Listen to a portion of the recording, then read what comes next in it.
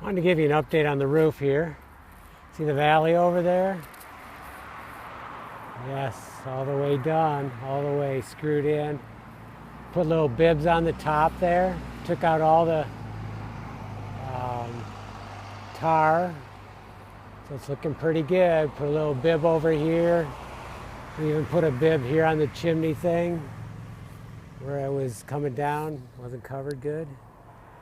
We have a little bib here, and yes, we are oiling the ridge with linseed oil, boiled linseed oil. I know for inside use this worked awesome, really seals the rust up. And I did it over there years ago on that roof before I put the caps back on.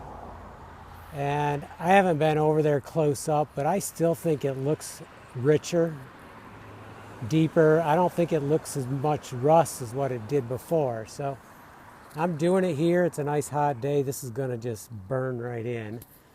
And I'm going to clean off that paint over there, do this one. Then I'm going to go up and start working my way across. I'm also pulling nails as I go and putting screws in, galvanized screws, or coated anyways. I don't know if it's galvanized, that's some coating.